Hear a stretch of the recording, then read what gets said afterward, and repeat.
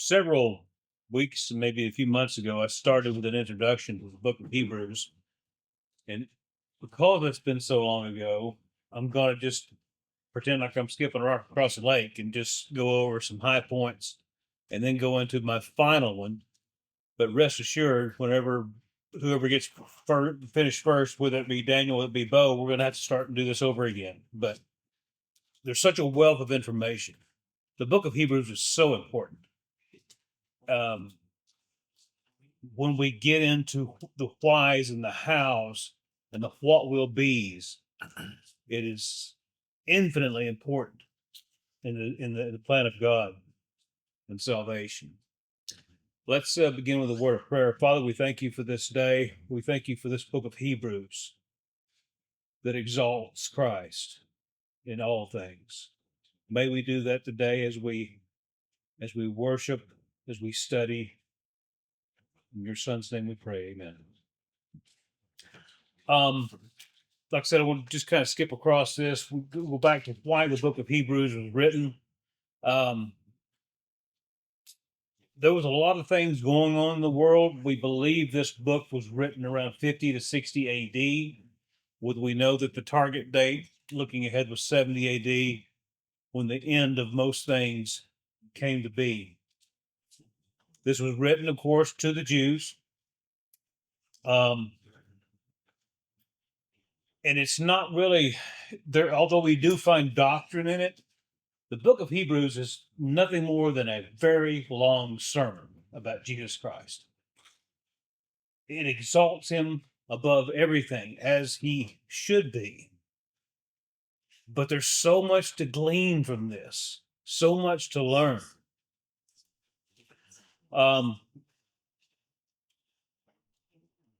I think we could safely say that it was meant for the Jews, but I think primarily to the Christian Jews. But eschatology is going to play a big part in this also.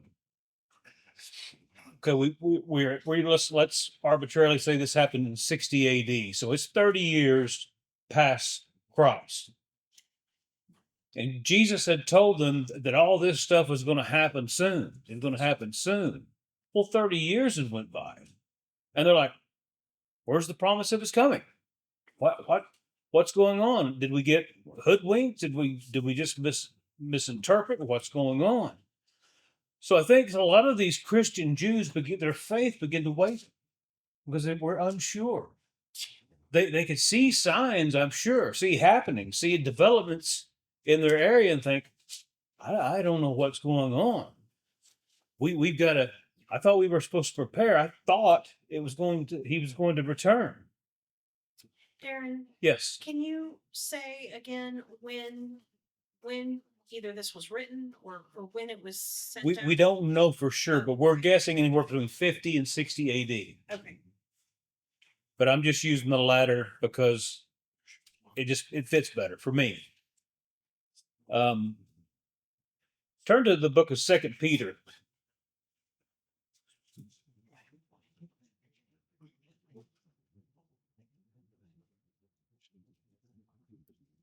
And this is where we learned a few things about the book of Hebrews and about what's going on, not through Hebrews itself, but through Peter and his writings. And in Second Peter chapter 3,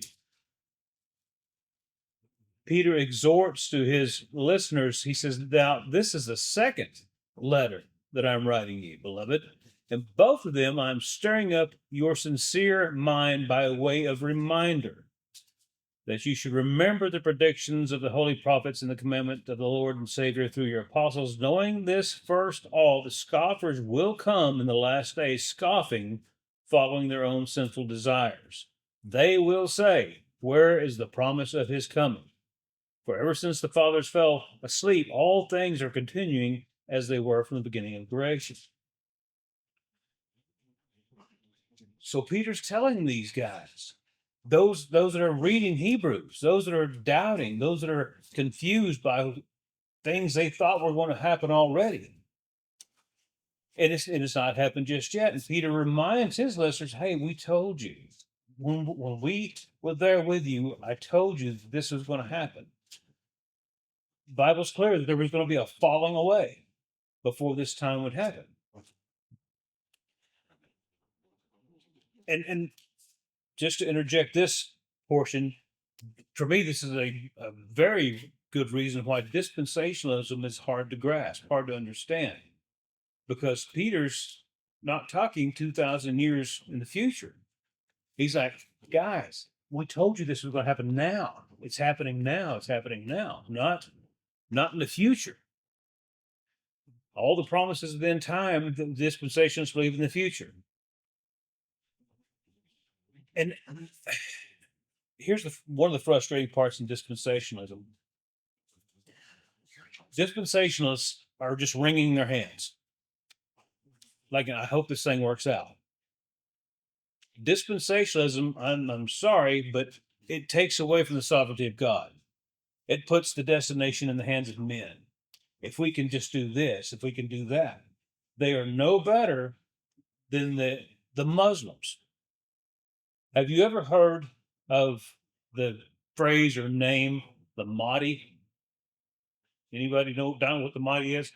The Mahdi is in the Muslim belief, and I think it's more of the Shias, and not the Sunnis, but the Shias believe that if they create so much chaos, if they create so much war, that the Mahdi will come. And the Mahdi is the one who kind of brings the peace. And he will usher in this new age that they believe. But that's why Muslims cause strife. That's why they cause wars. They want this Mahdi to show up. Because they realize in their thinking that if the Mahdi will just show up, everything will be fine. Where we as Christians say, well, Christ, dispensationalists say, well, Christ will eventually come and that will be fine. But the dispensationalists have a problem with that they believe the Antichrist will come. So they believe the Mahdi and the Antichrist are the same person. But it's got to happen in order for Christ to come. So it really gets confusing. Part of the dispensationalist framework is that in order to get this accomplished, we've got to rebuild the third temple. Yeah. And so, in the same way that the Muslims are trying to force the hand of God to bring about these events, the dispensationalists are doing the exact same thing. They are. And never once, and I've known and still know some good dispensations. I believe they're Christian people, but but I think most of us have been there. We've been on that dispensationalist camp, and if we make it out of that camp and into more reformed theology, we look back and we think, what were we thinking? Because we look, this is probably off the subject, but why do they think that the third temple has to be rebuilt before Christ will come? Well, that fits their theology of future events, because they don't believe that they believe the book of Revelation is all future. You get chapter 1, 2, and 3 has already happened, but from 3 on, man, we got to look forward to this. This is going to be hard times. So that's why they think it's going to have to be done. But what does that do to Christ? If Christ said it's finished on the cross, if Christ is sitting on the throne, he is reigning as king, why do we need a temple? We're going backwards, folks. We don't need to go backwards. And Paul says clearly, Christ is the temple. Yes. Christ is the fulfillment of the temple. He is the true temple. And Jesus said that himself. You destroy this temple. Right. This temple. In 3 days, I'll raise it back up. I mean, it was so clear. All right, let's get back on track here. There's a lot of things going on. It's an interesting time. Well, I believe personally that there is a devil. There is Satan. I believe he is chained up, meaning it's like a guard dog on a short leash. He can still run, but God's deciding how far he can go. But this was a different time. Remember all the demonic activity during Jesus' ministry. I mean, the devil himself was coming to get Jesus and taking him places. That's pretty powerful. But remember who he got his power from. God is the one that does it. But before even Jesus shows up on the scene, before he is born, we see what we would call antichrists coming into the scene. It's like Satan kind of knew what was going to happen. Remember, he's been around a while, but these people would come onto the scene and they would claim this and claim that, and we've got the Maccabees as a certain type of antichrist because they were taking it upon themselves to defeat their captors. But this happened on and on and on up until the time Jesus came. So we do see antichrist coming around. Got so much material here. There was a man in 6 AD called Judas of Galilee. He was the one who claimed to be Christ. Again, this is before Jesus died. Simon of Perea. We don't know. He was active post Herod the Great's death. Athrogenes the shepherd. This was before. This was actually in the BC era. Theudius was later on, 44 to 46 AD. One of them was just known as the Egyptian. This was around 52 to 60. These are all people claiming to be the Messiah. These are all people claiming that they were the Messiah in one shape, form, or another by their actions, by what's going on. And again, Rome put them all down, so we know, and clearly they didn't come out of a tomb. Clearly they didn't come off a cross alive. So we know that they're. But what I'm trying to do is set your mentality of what the book of Hebrews was going on. They've been promised this. They hadn't seen it yet. They are remembering back, okay, to some guys who said the same thing Jesus did. They're looking at their time, 52 to 60 of these. Well, one calls the Egyptian, and he claims to be Christ too. But look what Satan's doing. He's throwing in doubts. He's throwing in confusion to them. And so the writer of Hebrews, which I call Apollos, but that's just me. Daniel will not agree with me. But that's okay. Well, why would I agree with you? Because then we would both be wrong. Well, haters gonna hate. But anyway, the writer.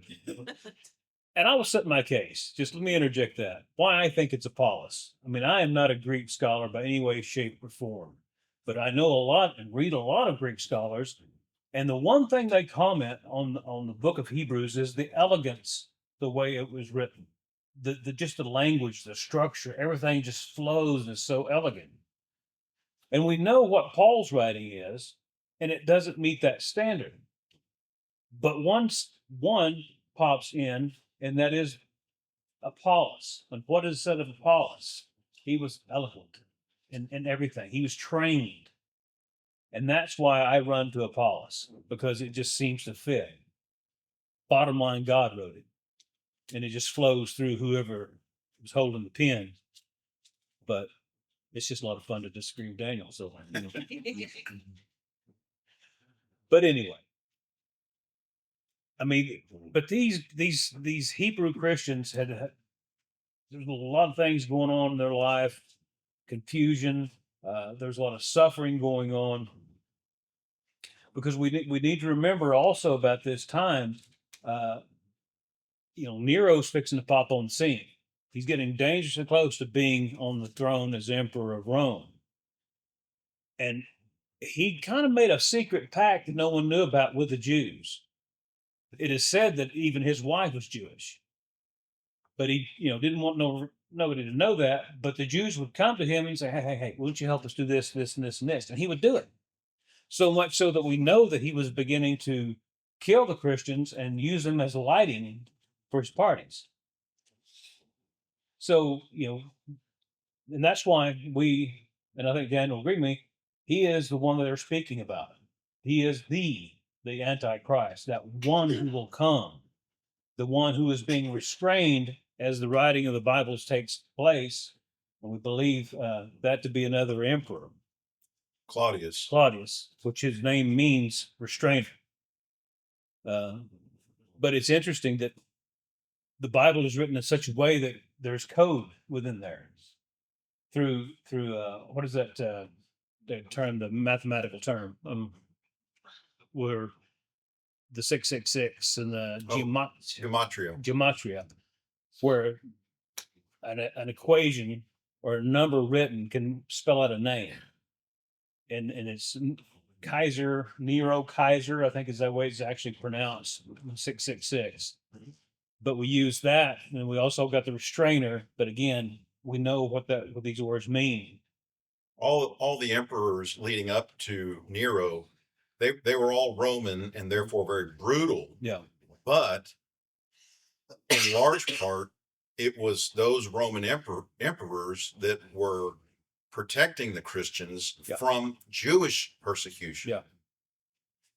We can see that with Paul, going to the Romans for help.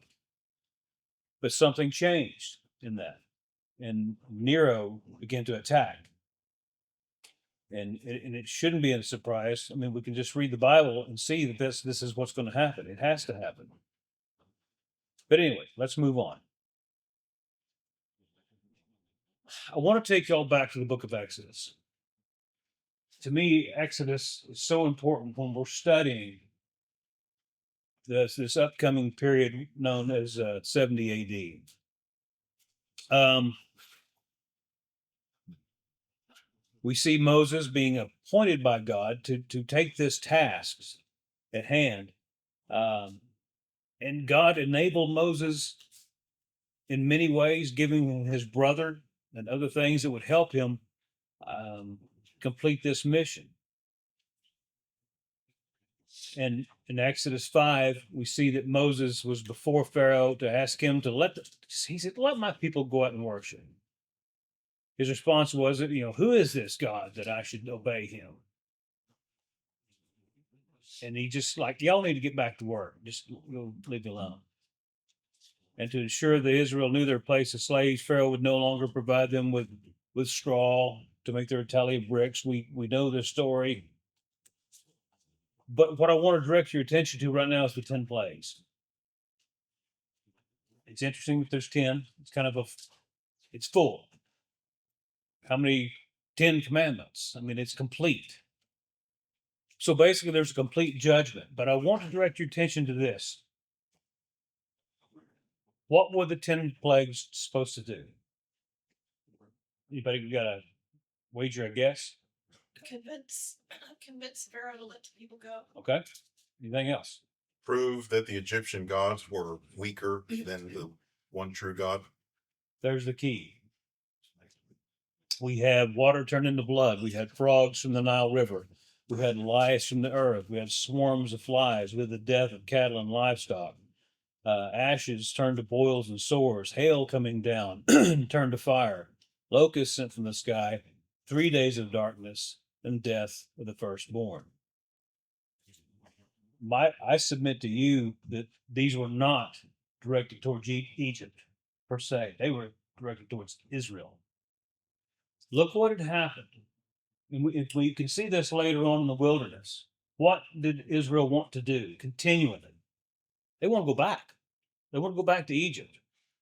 We had better food. We had places to stay. We had all we wanted right there. I think I understand that Egypt had a part to play in this, but I think it's directed towards Israel to prove to Israel, I am God. Is what God is saying. This is not God. I am. So, water turned into blood. That is directed towards a god of Egypt called Hapi. He was god of the Nile. He was ruler of this Nile. He was a water bearer. But yet, if he's god of the river, how did it turn to blood? It just took his power away. Frogs from the Nile River. That is the Egyptian god Heket, is the goddess of fertility, water, and renewal. The goddess Heket had the face of a frog. Again, God is controlling this, and he's directing it. lice from the earth is Geb, the god of the earth. Egypt had a god just for dust, and that was the one that controlled. The swarm of flies is Khepri, Egyptian god of creation, movement of the sun, and god of rebirth, and it had the head of a fly. The death of the cattle and the livestock was Hathor, the Egyptian goddess of love and protection. Usually, the Egyptian goddess is depicted with the head of a cow. Ashes turned into boils and sores is Isis, and we all probably recognize Isis. She was the goddess of medicine and peace. Hail coming down and turning into fire. Nut, the Egyptian goddess of the sky. Locust sent from the sky is the Egyptian god Seth, the god of storms and disorder. The 3 days of darkness gut shot Egypt because who controlled the sky? Ra, their supreme god. And yet Ra couldn't make the sun shine. And the death of the firstborn was directed toward Pharaoh himself. Every Pharaoh thought they were a god. Don't touch me, I'm God. He was the ultimate power of Egypt.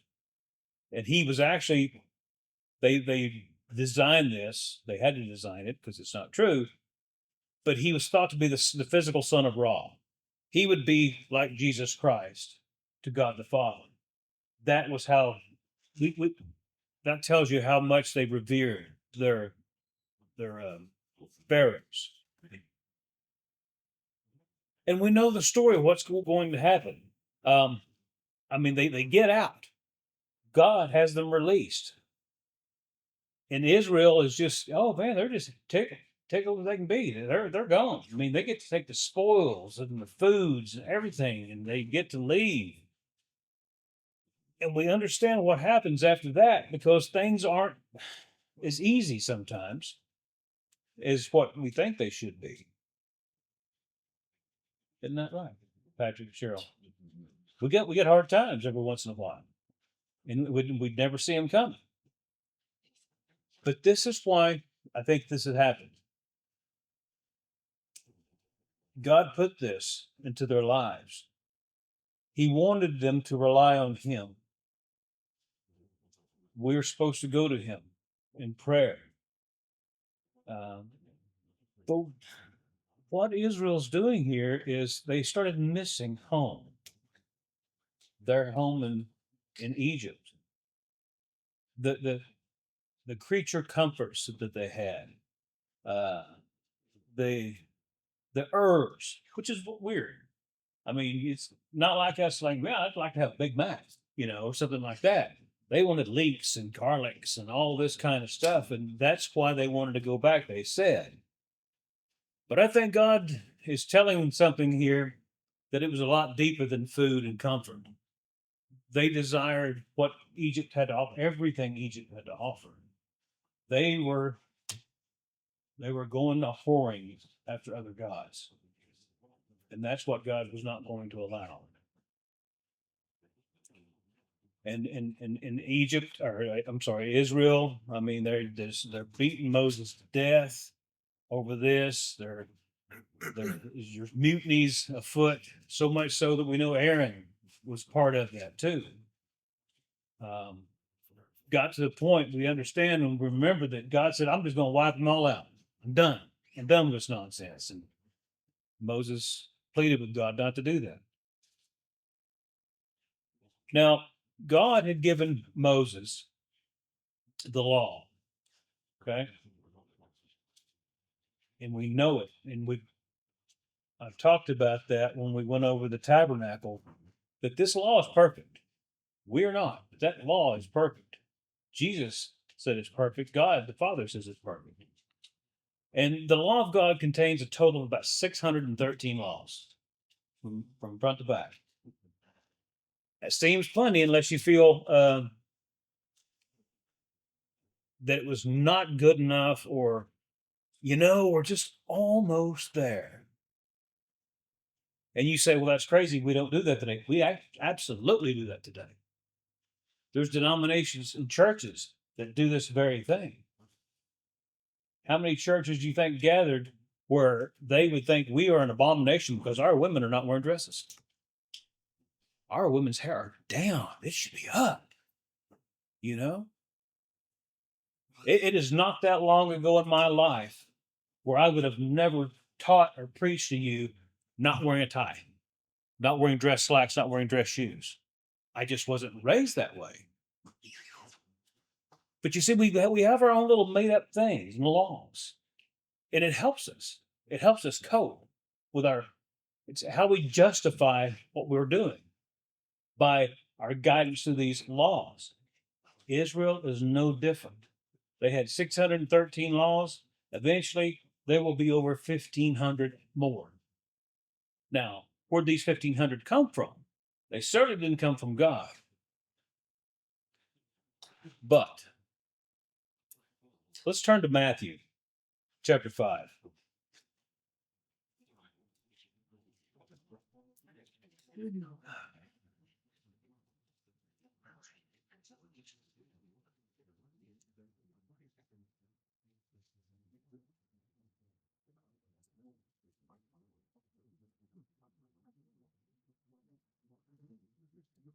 Matthew chapter 5.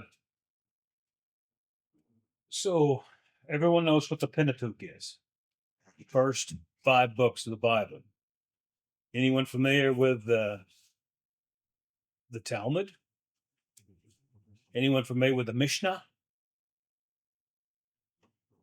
What had happened, and I'll be honest, it didn't come into a written book until after Jesus had risen and went to heaven. But there was a compilation of oral traditions that were handed down from Pharisee to Pharisee to Pharisee to Pharisee. And these laws kept getting bigger and bigger and bigger. They weren't satisfied with what God had said. They wanted to interpret what God said. So they would just come up with these traditions.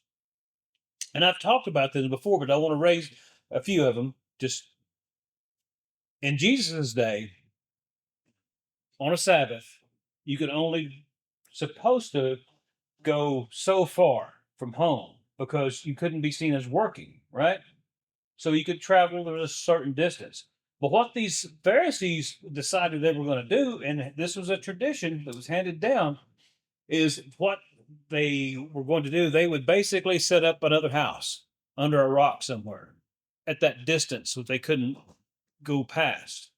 It'd be like you and I say, well, we're going to put a bathrobe and a toothpaste and a toothbrush under this rock. That's now our home. So now we can go from point A to point B. Now we can go even further. Now, how crazy is that? But that's how they justified it through their oral traditions. You could not spit on the Sabbath. Well, sure, you're going to be plowing. Your spit's going to hit the dirt. It's going to roll. You're plowing. Now you're working. You see, that's how crazy these laws were. So now let's look at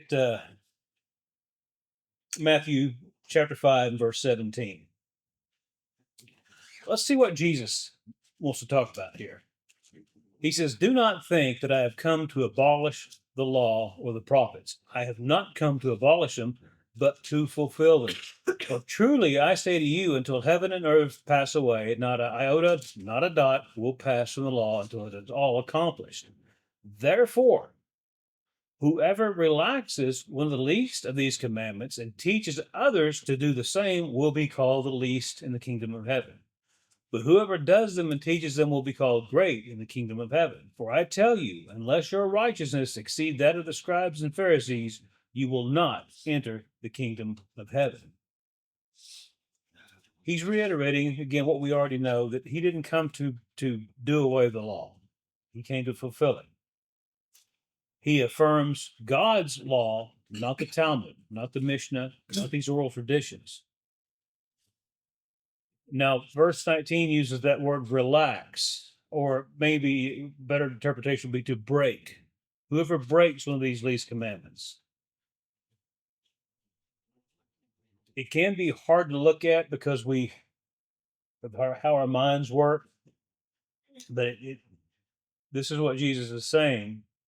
Don't break these commandments. But now we want to run to the fact that in our minds we believe Jesus is just being hard nosed. Jesus has no mercy at all. Look at him. He's just got a whip and he's whipping us.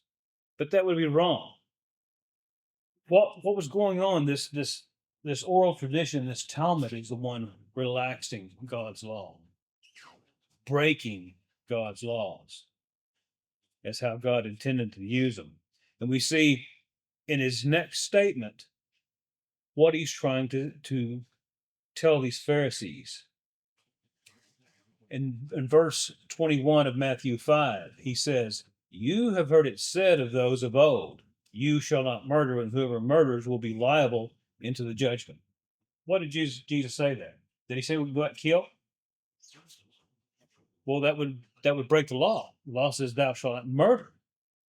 So Jesus, what's going on? What he's doing is quoting one of these traditions that was never law. Because he doesn't say it is written. He says, y'all heard this. I'm gonna tell you what you heard. You shall not murder, and whoever murders will be liable into judgment. What does that do with the heart of God's law? The heart of God's law, that thou shalt not murder, was including not just our physical, but our mental and our heart issue. What did Jesus say? If you think about it, if you dwell on the fact that you want to kill somebody, you've already murdered them. That's basically what the God of law says.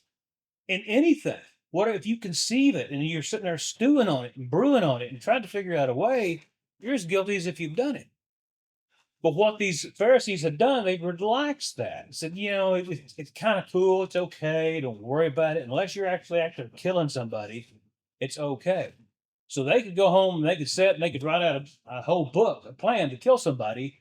And the Pharisees were like, yeah, it's okay. But God says, no, it's not okay.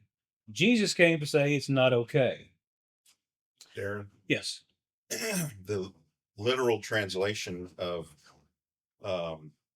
in verse 17, where he says, I didn't come to abolish the law, I came to fulfill it. Yeah. The Greek word translated fulfill literally means to give true meaning to it. Yeah.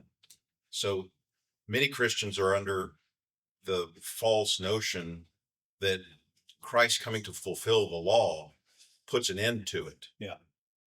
And that's equally wrong. Yeah. It's that he's coming to establish the law. That's another way to say it. Yeah. He's coming to give true meaning to the law. And then you see him doing exactly that by saying, here's what murder actually looks like. Yeah.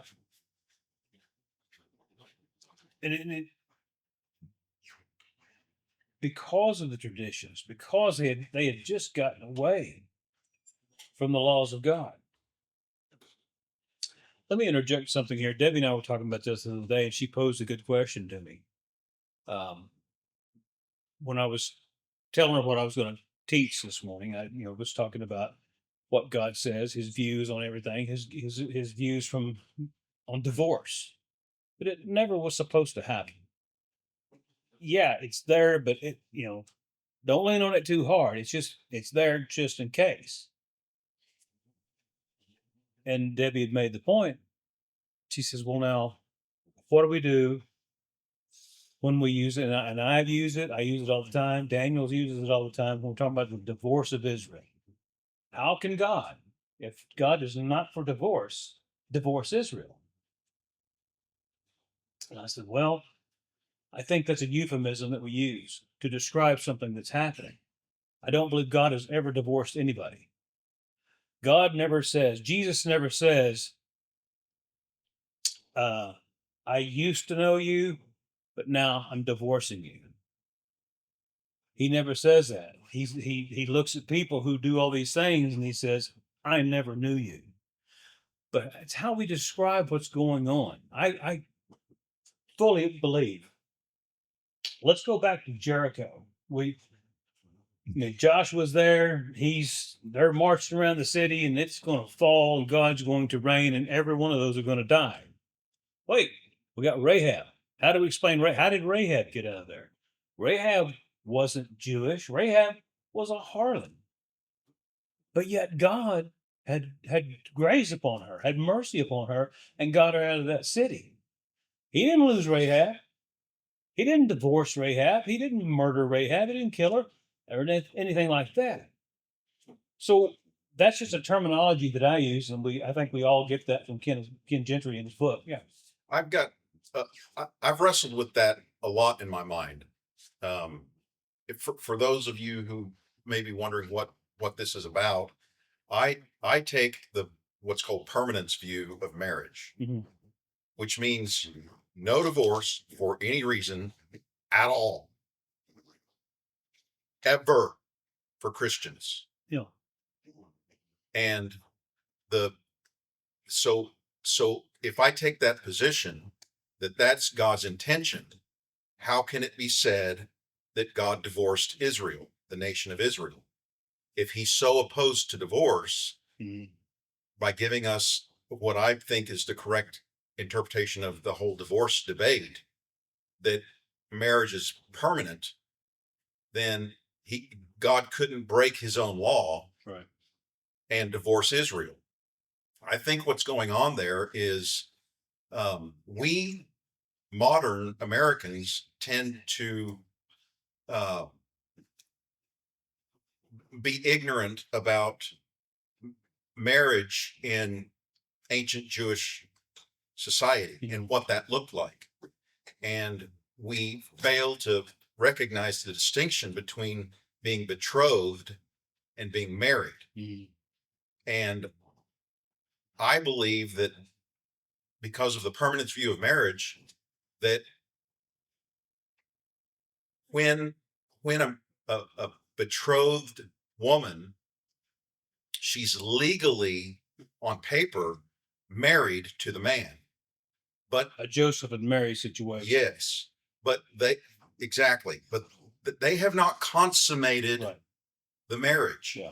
And so it's through that consummation, joining together two fleshes and made into one flesh, that is the dividing line when divorce can happen and when divorce cannot happen. Right. And so ancient Israel was betrothed to God, but that relationship had not been consummated. Yeah. And so you can put away a betrothed wife if the marriage has not been consummated. Right. And I think that's the explanation. Yeah. Why I have no problem with that scenario. I think it works. It does work. And I would also say that, again, we have to understand when Jesus is talking to these Pharisees, again, when we go into the betrothed, it's not all Pharisees. Not all of them are bad. I can think of two: Joseph, Nicodemus, who were elect. I can't prove it other than what I'm reading in the scriptures. But I think if you got two old boys that could lose their head for going to bargain for Jesus's body, they got a dog in that hunt. They want him out of there. They recognize and know, they believed of who he was. So, all right. Let's go on and talk about some murder again here.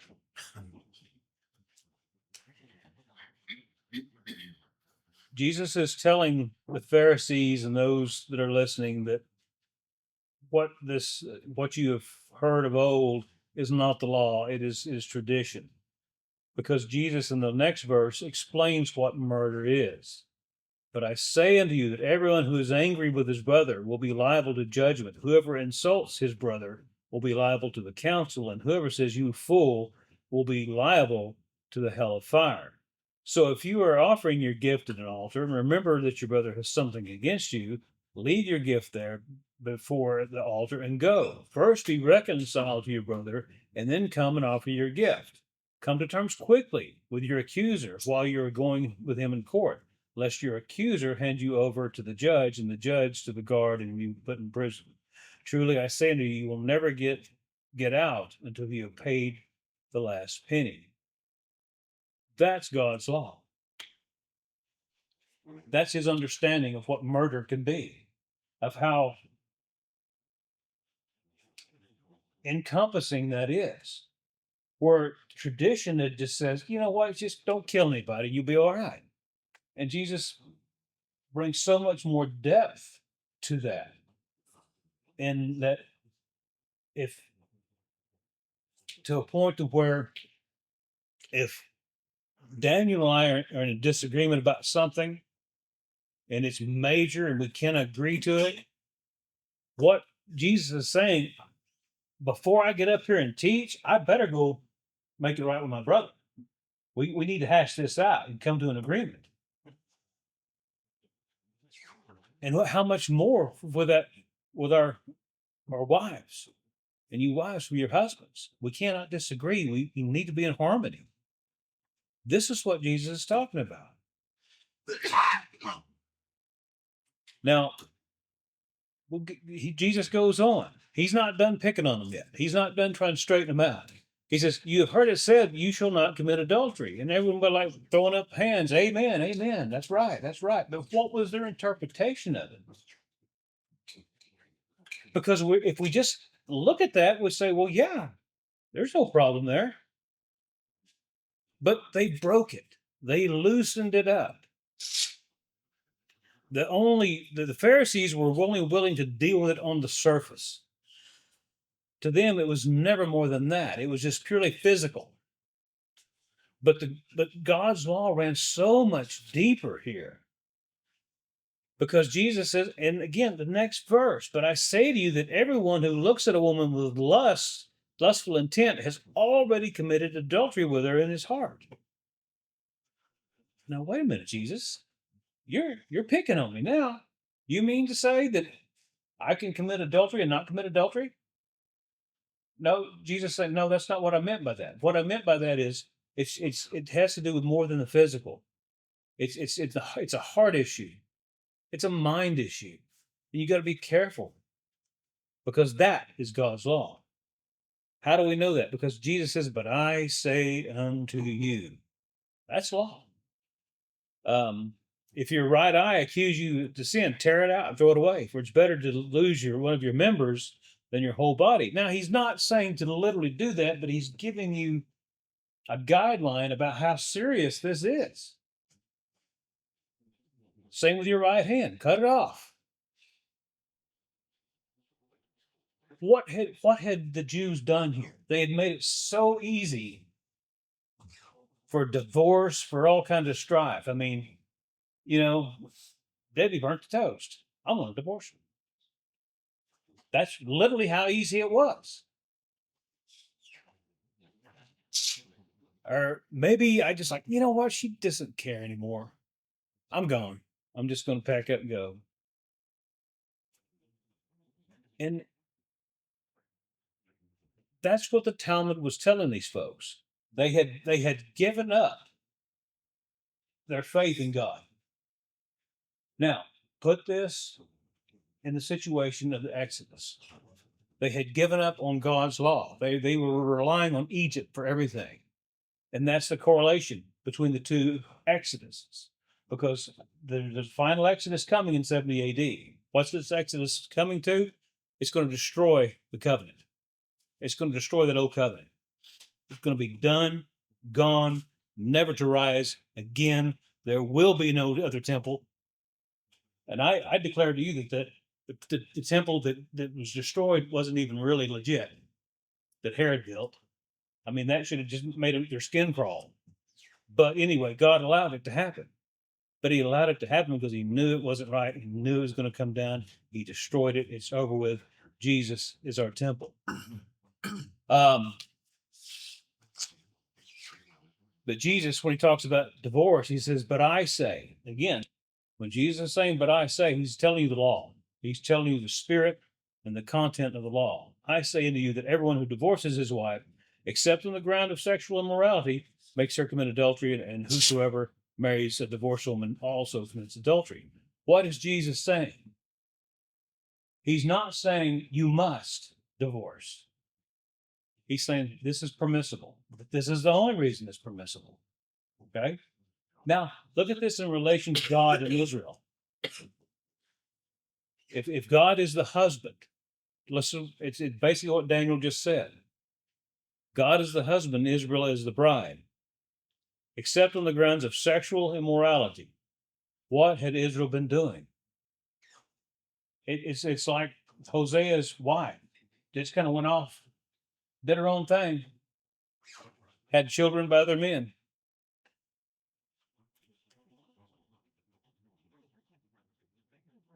He's just trying to bring them back from their false beliefs, their false religion, their false interpretations of the law of God, and bring them back to the core of what it should be. Why? Because Jesus knew what was coming, and he was telling them. Later on, we're in chapter 5, but chapter 24, he spells it out. What's going to happen? Again, in verse 33, you have heard it said to those of old, you shall not swear falsely, but shall perform to the Lord what you have sworn. But Jesus says, but I say unto you, don't take an oath at all. Let your yes be yes, let your no be no. How hard is that to understand? But in reading John Gill's commentary on this, he said the Jews really liked to swear oaths to each other. They really liked it. And it seems they found out to swear an oath, but this oath that they swore, they never intended to keep. But they just liked it. For example, he said, you might be talking to a friend or a neighbor, and maybe you borrowed something from your neighbor. Let's say that I needed to borrow a shovel. Walt had one. Walt, hey, let me go borrow a shovel. I promise, I swear an oath that I'll give it back to you. Well, what he's saying is that I never intended to bring that shovel back. Now, when it come time to collect, because it was probably way past when I promised it, the original time, he'd say, well, I swear an oath in the name of the Lord, I will have it back to you by tomorrow morning.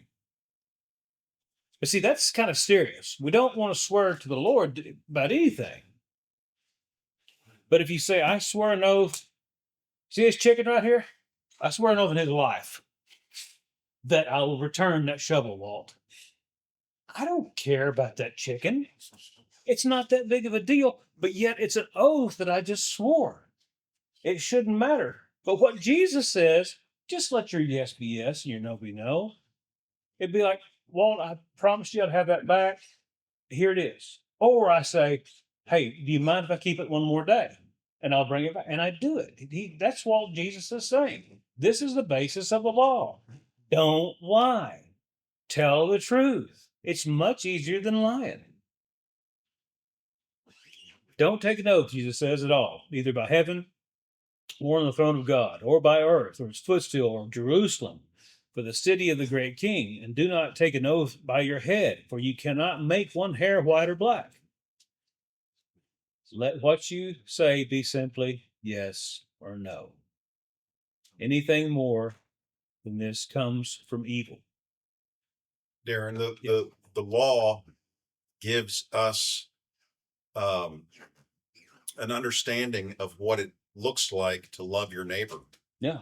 The reason you bring Walt's shovel back to him is not because of a law, it's because you love him. Yeah. And it belongs to him. And I've asked to borrow it. Walt. Oh, I've just known in the past people who would say, in the name of Jesus, I promise I'll bring it back. Yeah. Stuff like that. But that's what Jesus is basically preaching against. Yeah. Don't do that. That's no good. You're lying. And you're breaking the law.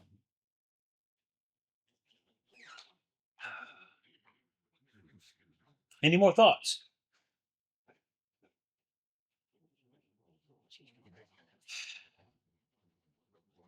There may be another introduction later on. Of course there will be. I may not be done. But all I'm trying to say, this book of Hebrew, and we haven't even started. I haven't even read from it. It's going to be so much gold to dig through, so much profit for us. I got to, so let's.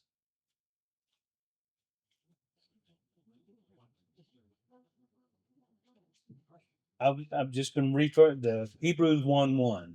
Long ago, at many times and in many ways, God spoke to our fathers by the prophets. Man, I could spend 2 or 3 weeks just on that. Going through.